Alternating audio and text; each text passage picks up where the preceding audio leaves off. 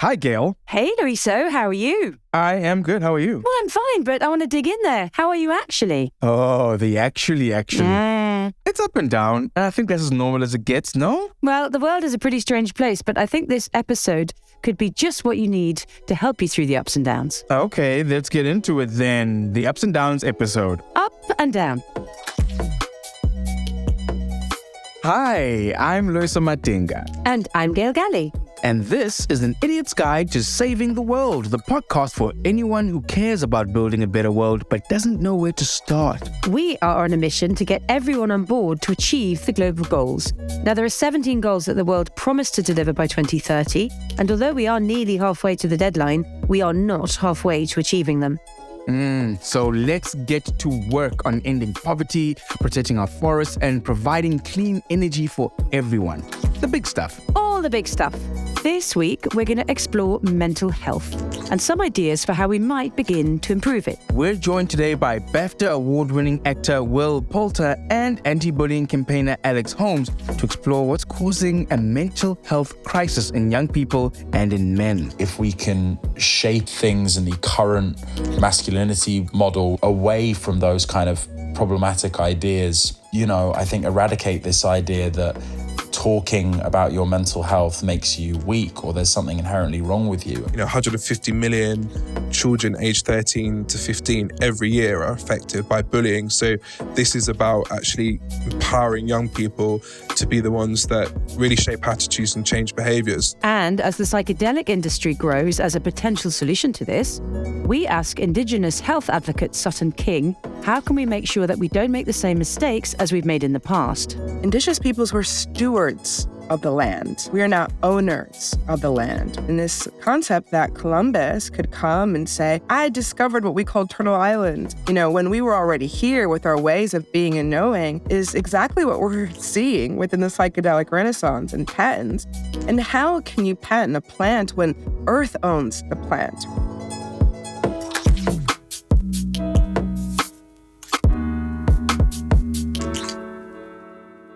So today we are going to be talking about global goal number 3, good health and well-being.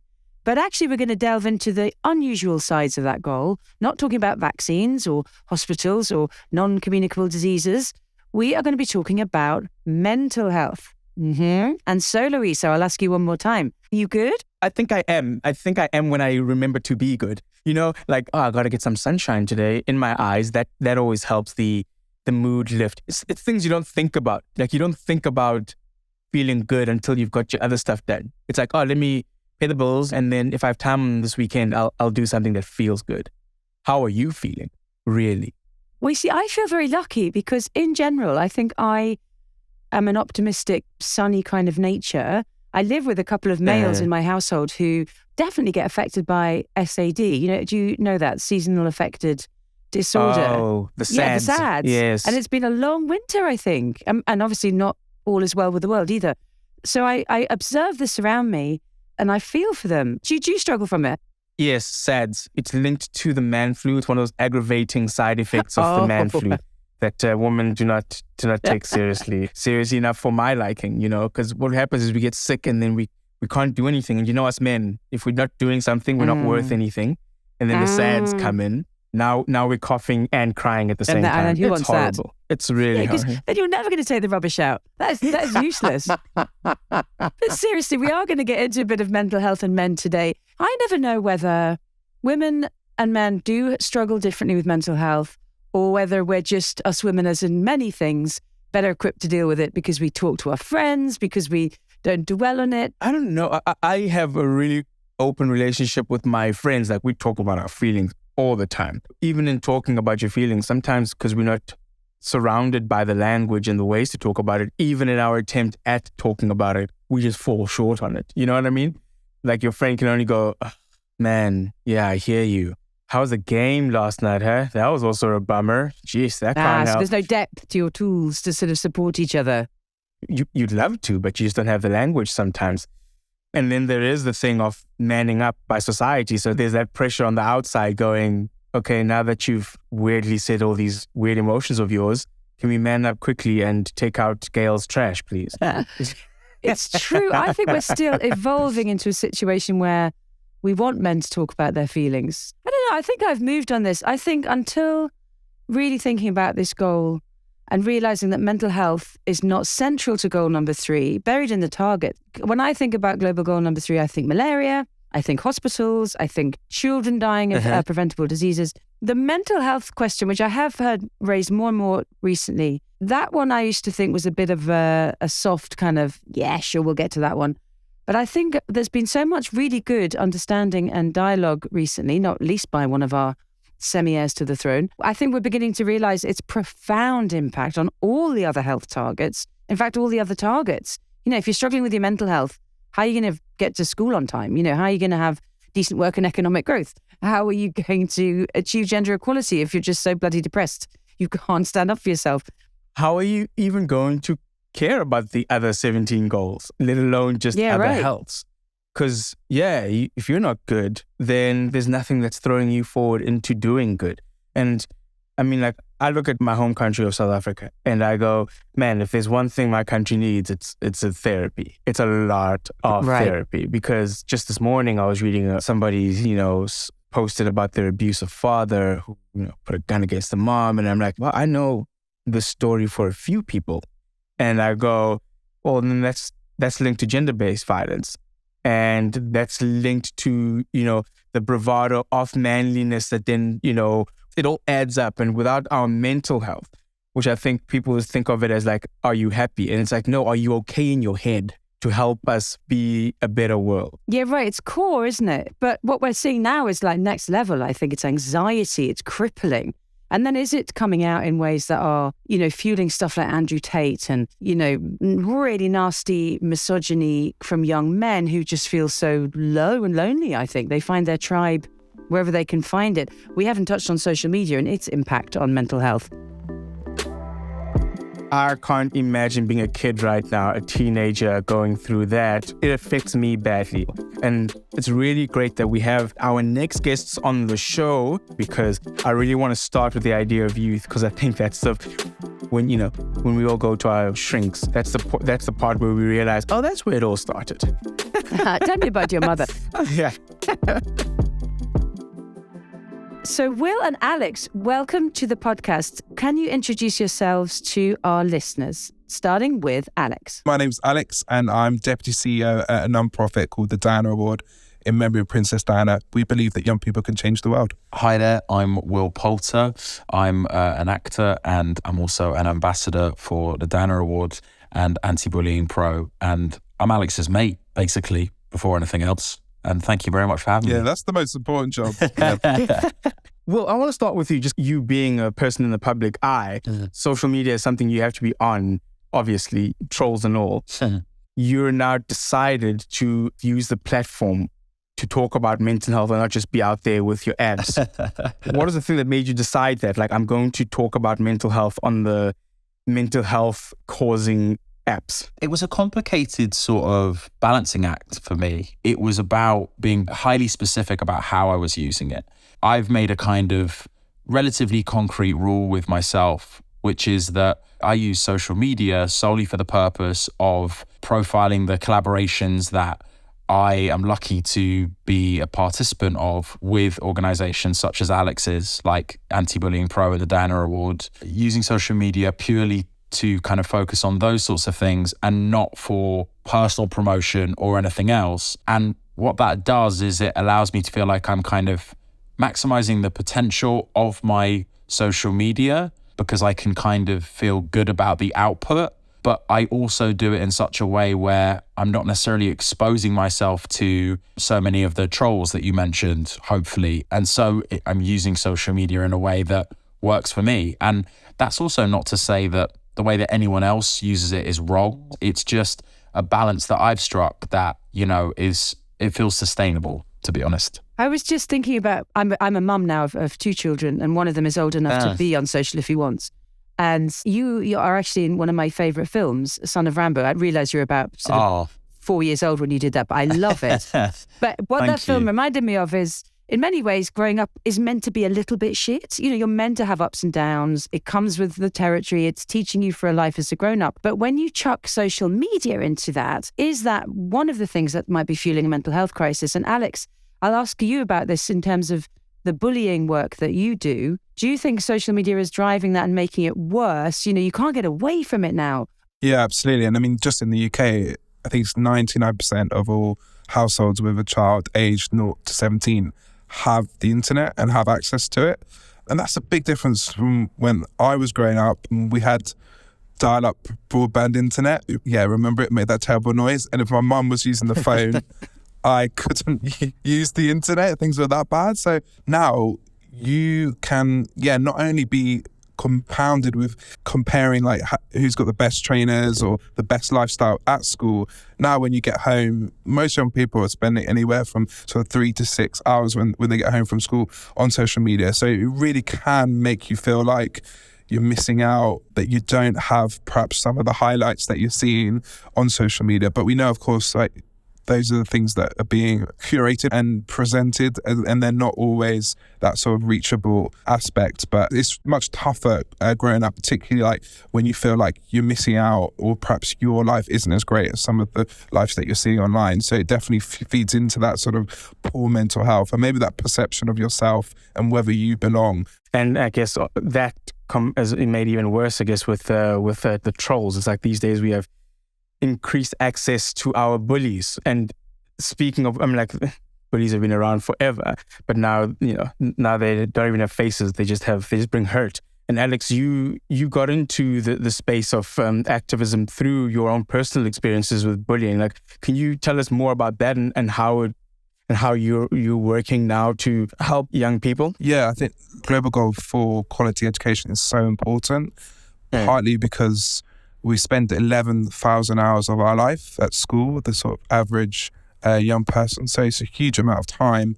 And if one of those hours you're made to feel upset, unsafe, or uncomfortable, you're bullied, then the studies have shown that you remember that for the rest of your life. And one study by King's College looked at 7 and 11-year-olds that were exposed to bullying and tracked them all the way up to age 50. And those 50-year-olds that had been bullied at school had poorer mental health, poorer job prospects, lacked the ability to trust other adults in the workplace, all from that experience at school. And unfortunately, I went through that. I went through some racist bullying. So my dad's black, his family's from Jamaica, and then my mum's white, her side, a little bit more distance from Spain. And so I've got that sort of Spanish and Jamaican mix, and unfortunately I received some racist remarks about that. And then when I joined secondary school, it was mostly homophobic bullying. It was sort of perceived then that because I wasn't necessarily comfortable with my sexuality, it really did make me feel like I didn't want to put my hand up in class. I didn't really want to socialize. It affected my relationship with my parents, and I had trusted relationships with.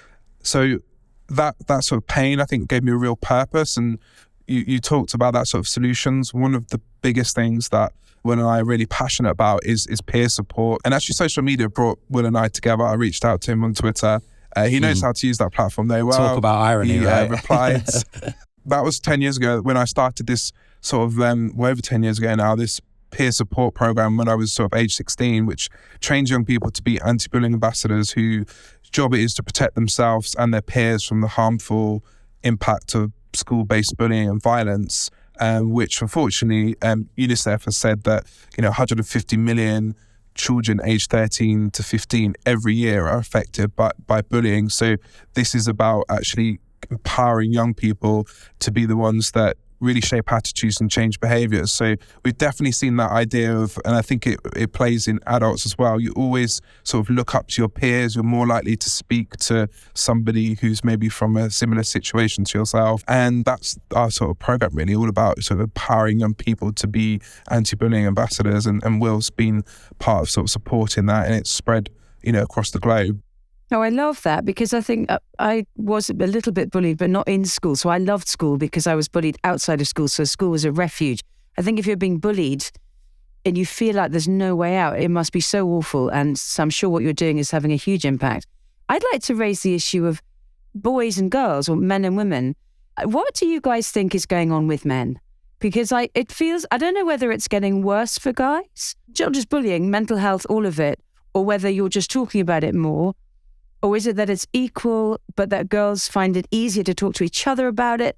Like, it definitely feels like there's a crisis in male mental health. What is going on between the genders, do you think? I think it's a really, really complicated issue. A lot of the things in the current masculinity model, which is always kind of evolving, a lot of them suppress, male expression. A lot of the pre-existing ideas around what it is to be a man are synonymous with, not showing emotion, with not crying, these expressions. I boys don't cry. And I can recall very well, being at school and people sort of bragging about the fact that they had gone such a long period of time without crying. And I was there thinking, I cried yesterday. Is there something desperately wrong with me? And why is this given so much currency? The masculinity model is constantly evolving, but I think if we can shape it away from those kind of problematic ideas about emotional expression, I think one of the things that makes it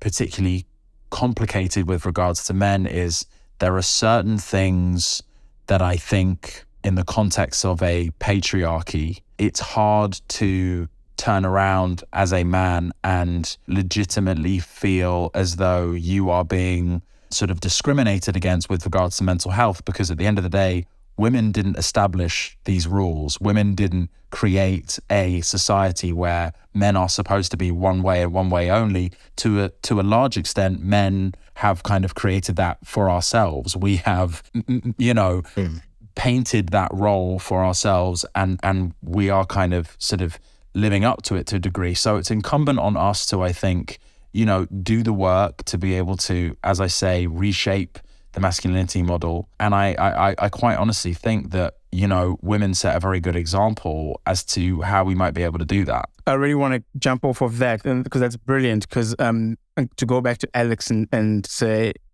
in the work that you do with the bullying, and you said you saw an effect of less incidents of it, it seems like we were talking with Gail before this about how men don't necessarily have the language. And it's great that you brought up when you guys educated people on bullying, you saw the effect of it declining. Were there things that you saw as you were doing your programs where you're like, oh, I think the kids, where you saw them like learning something? What were the kind of moments where you're like, how do they not know how to identify this in others or in themselves? Were there those kinds of learnings on the road? Yeah, absolutely. And I think words are really powerful and they matter. And one of the things that we're most proud of is changing the dictionary definition of the word bullying.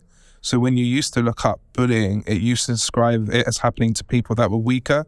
And we thought that was wrong. So we started a campaign where we wanted the dictionary companies to change the definition.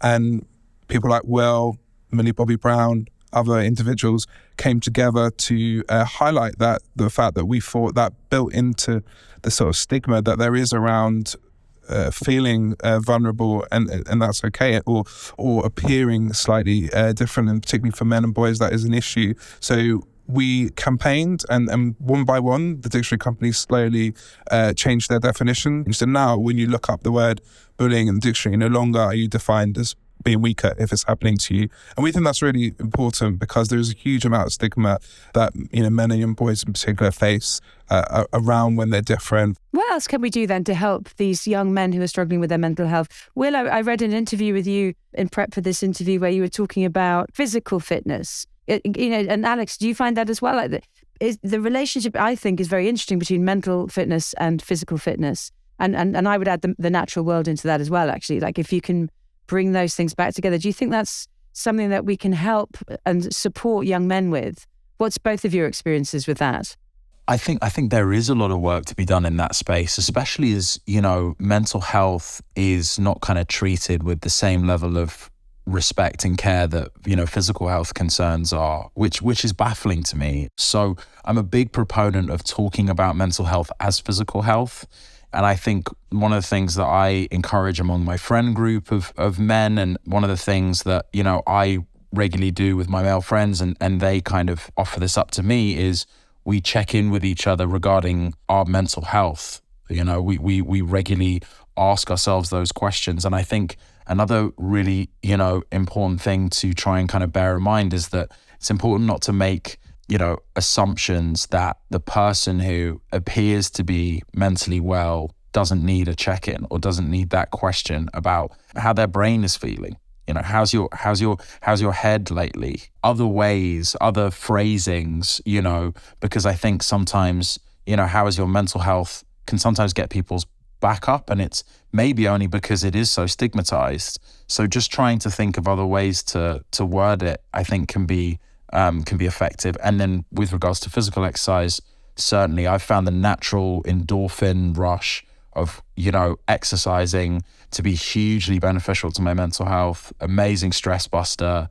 I really only continue to go to the gym and work out physically away from any job that I might have to do or the physical requirements of a job, because it sort of sustains me mentally, and it's a great natural high. I've just had a light bulb go off there, Will. Thank you for that. We're talking about language being so important. And you're right. If you say to someone, how's your mental health? How's your brain doing? How's your head? Men are used to saying, how's you this? How's you that?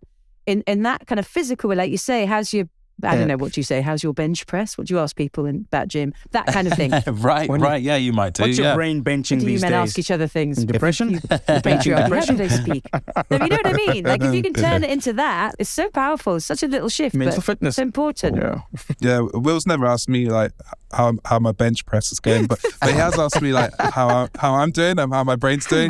He's really good at like checking in. I'm a big fan of something called expressive writing. So it's this idea that it's a simple tip that where you maybe set aside 15 minutes 3 times a week to write down things that are keeping you up or you're worrying about. And it comes from this professor at the University of Texas who found that when people sort of set time to write it out and express how they're feeling, it improved everything from individuals with asthma, kind of controlled their asthma, or exam scores went up. Wow. And I think often when you're sort of facing something that's playing on your mind that matters, that communicating part is really important. It's not always about speaking to someone. It might be your dog that you talk to. It might be writing out. It might be sending a text message. I think there's a lot of ways that you can communicate that. The most important thing is not suffering in silence. I think absolutely true that. I'm going to say that was such an enjoyable conversation. Thank you. These conversations are being had in many ways, and it's sometimes hard to find new things, new learnings, new insights, or ways to, help yourself and help others. And we got a lot from you guys, so thank you very much. No, it's a pleasure. Thank you. I really enjoyed it. Thank you for thinking of us. Oh, weren't they just the nicest young men? And the fact that they're friends, and the fact that they found each other on social media, online, because Alex reached out to Will. Yeah, it really was. We have to be grateful to the bullies to have brought them together. Yeah, thanks, guys. Now who's winning?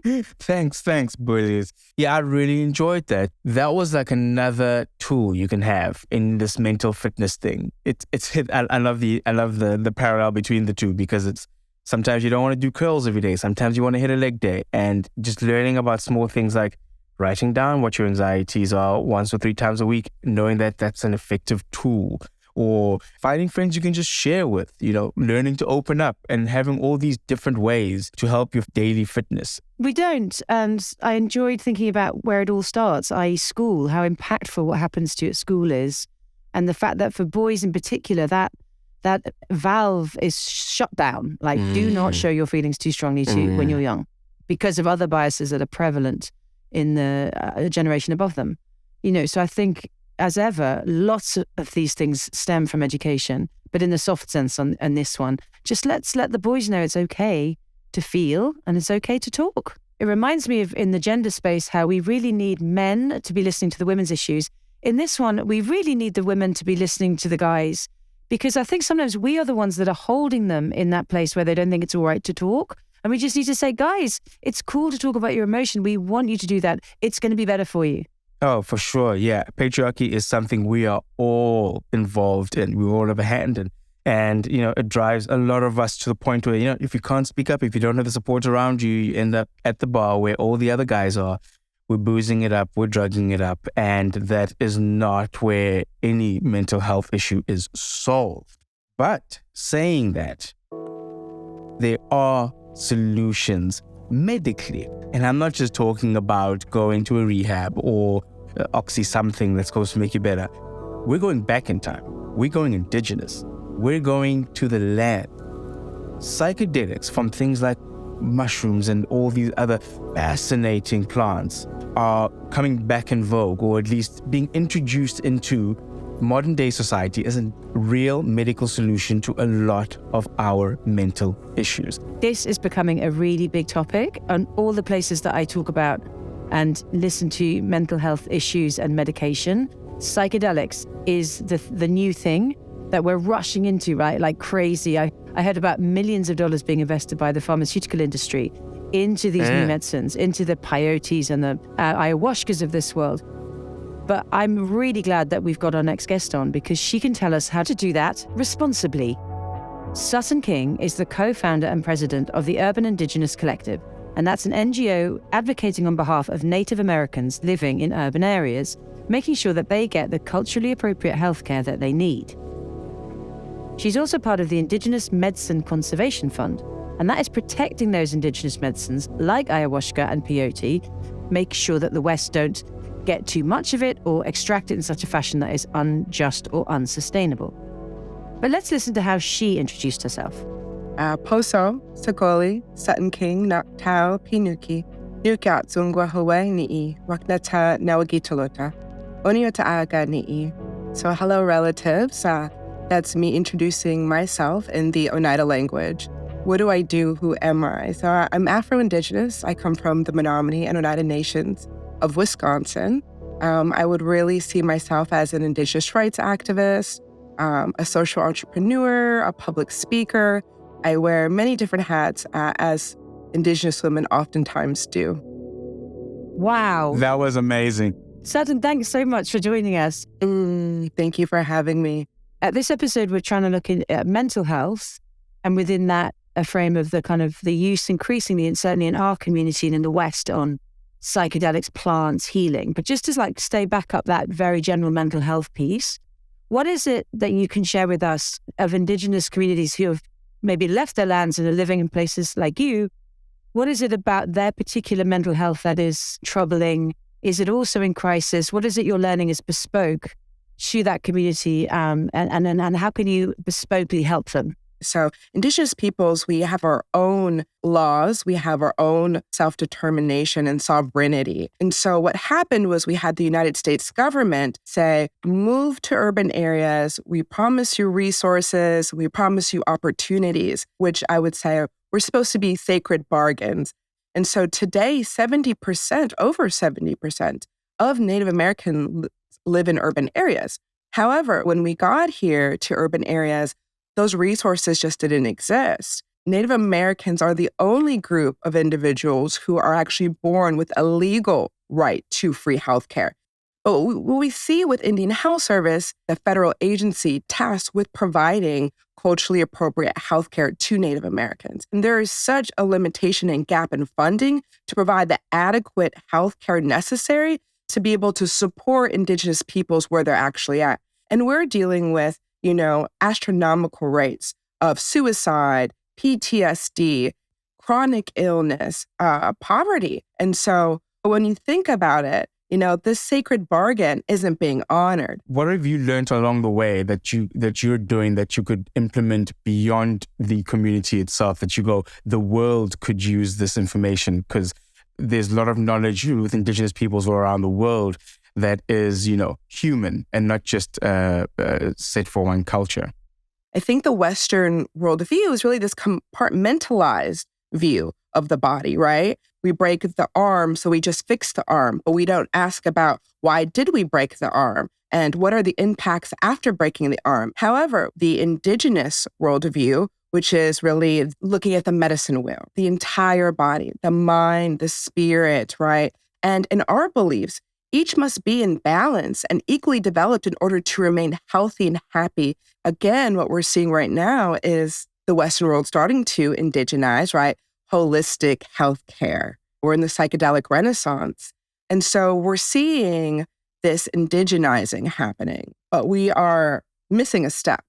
We're missing a step of decolonizing, right? We can't just start using these medicines or start using these words of holistic without actually doing the words of decolonizing, right? To really be able to create a safe container. So, for example, you see people who are going to go sit in medicine circles and they're going to go sit to do ayahuasca, but then they come back to New York City into this community that doesn't center kinship, doesn't center the 7 generations of principles of sustainability. They're being re-traumatized, right? And so it is our responsibility as a collective to dismantle and disrupt Western ideologies of white supremacy and settler colonization that is actually fueling this mental health crisis that we see, as well as climate change.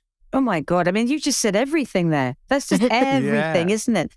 I definitely think that the Western view of psychedelics, plant-based medicine, indigenous culture, full stop, is still being looked at as an extractive relationship, isn't it? It's like, what can we take from that to fix ourselves? And I just think that's so beautiful the way you put that, which is let's like get the step in the middle done.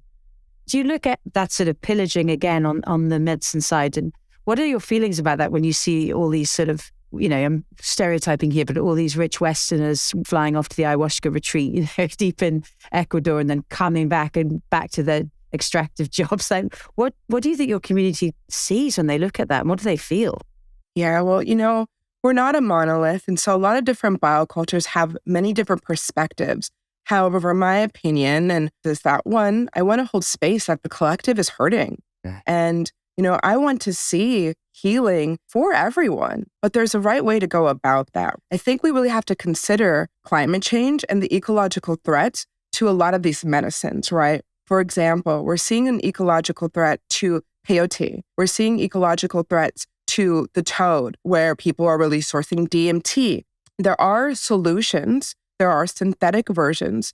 There's also sustainable ways to source these medicines. And I think if we are going to be participating in this healing, we have to respect the traditional indigenous communities who've protected and stewarded this medicine for time immemorial. And so if we are going to be, a part of this psychedelic renaissance or movement, we have to honor the plight of indigenous peoples. We have to look at the impact of settler colonization and climate change and where we're at today. And we have to use this medicine responsibly. And so I think that there's a balance in which we can really be able to bring this healing to humanity to raise consciousness. There is the risk in psychedelics and traditional healing of the world of patents. I mean, it's a strange thing that you can just find something that already existed and then patent it.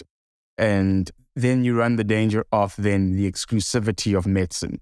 Yeah. How do we make sure we protect this knowledge so that it cannot be owned by the few? Yeah, well, indigenous peoples were stewards of the land. We are not owners of the land, right? And this concept that Columbus could come and say, I discovered the United States, I discovered what we call Turtle Island, when we were already here with our ways of being and knowing, is exactly what we're seeing within the psychedelic renaissance and patents. And how can you patent a plant when Earth owns the plant, right? And so, there is a lot of discussion. There's a lot of disruption happening in this space. There's a lot of fear that indigenous peoples are holding right now while we're seeing these companies wanting to commodify and exploit these plants. This really comes down to free, prior, and informed consent, right? This comes from the United Nations Declaration on the Rights of Indigenous Peoples, right? And being able to sit down with these communities who are truly being impacted by this renaissance and being able to ask them what they want and how is the best way to go about this. So I think if you want to patent the synthetic, my humble opinion, go ahead, but do not patent the botanical because it does not belong to you and you did not discover it. I think there is that thing that's missing, which is what does a group look like when a group comes together to heal? And so other groups can go, oh, maybe we could, learn something from there and not just, grab the shrooms and run. It's like, this is how you do the psychedelic takeaway, isn't it? Yeah, it is. Well, absolutely. You're absolutely right. And I think, there's something I always share with people, which is the prophecy of the condor and the eagle. And that's the time that we're at. And it's this prophecy that speaks of the Americas actually splitting into two paths. And it's the eagle of the West and then the condor of the South. And it was said that the condor was seen as really like the heart or the intuition or the feminine, which I see as really like indigenous knowledge, ways of being and knowing. And the path of the eagle was really this path of the mind and the industrial, the masculine, seen as this Western lens. And it was said that the eagle people would nearly eliminate and eradicate the condor people, but that it was in 500 years, starting from 1990, that these paths would have the potential to come together again and create harmony and unlock this new level of consciousness and humanity. But I want to emphasize the potential. Not that this would happen, right? There's the potential. We have work to do, right? And it's this way that the Western world can recognize the validity of indigenous worldviews and knowledge and perspectives, right? Because we have begun indigenizing, right? And we can achieve a new look of consciousness for humanity, but it does require the act of decolonizing. And it's really, really uncomfortable, right? Because then we start talking about reparations and land back and what your great-grandfather might have did to my great-grandfather, right? And it's a lot of work to be done, but maybe I'm too optimistic, but I believe we can do it, We just got to sit down and start having conversations like we're doing today. Oh, she's good. That has really given me pause for thought about the way at which we are running this world of new medicines, psychedelics, not because we mean to do it badly, but that decolonizing our perspective and the way that, let's not rape the land of them, because that's going to mess it up, right? We know that doesn't go well. We've done that with so many other parts of the natural world. If we can just start thinking indigenizing, like she said, as stewards of the land. Yeah. And we're almost like borrowing the plants to help, but we need to do it in such a fashion that we can put them back. We don't own them. This is not capitalism in action. We need to indigenize. Exactly. And I think we use the word, whenever you have the word decolonize, a lot of the time it feels like a pointy finger kind of a thing. But I think things like colonization was something that happened to all of us in some kind of way. So we all need to just change our thinking of these kind of issues, just to go, oh, okay, cool. Let's not look at this new psychedelics movement in the same colonial capitalist way that we used to. It's like, let's truly, for this time, when we get the second chance, let's actually listen to indigenous people around the world. How can we integrate? How can we include you? Let's truly heal, right? Let's actually do it as opposed to trying to fix. Yes, let's all heal. Do you know, this whole second series, I feel like, I'd like to know if you agree, the global goals give you 17 kind of things that you want to happen. I feel like what we're getting under the skin of here is why they haven't happened. So it's like, it's a deeper look at, we need good health. Maybe the reason we haven't got it, ... Yeah, we need better designed cities, but maybe the reason we haven't got it is blah, blah, blah. It's almost like we're asking the question, who are we? Not just who we want to be. Because we have to figure that out first too. It's like, who are we right now? Oh, we're all collectively victims of colonialism, bad mental health, certain aspects of our current lives. Capitalism did this to all of us. So we can finally go, oh, that's what we're actually trying to fix in ourselves collectively for a way forward, rather than pointing fingers and going, you use too much cobalt and you're burning too much. It's like, there is an us in all of this. And when we figure that out, I think we can finally start actually moving towards, not finally, because we also learned that, we are moving towards them. We can move with better strides, with longer, more confident strides towards the goals. So let's recap what we've learned today. Okay, we're going to go 3, 2, 1, start the clock. Okay, boys need to talk about their feelings. And girls need to encourage them and to listen. Very true. And whether you are a young boy or an indigenous community, it all starts with having open and honest conversations. It does. And they're really fun to have. Approach your mental fitness just like you would your physical fitness. There's no difference and there's no shame. Yes, get those reps in. Go back to the land and the traditional medicine, but not with the same old colonizing ways.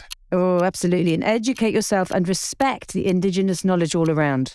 Exactly. There are tools you can access to support your mental health and people too.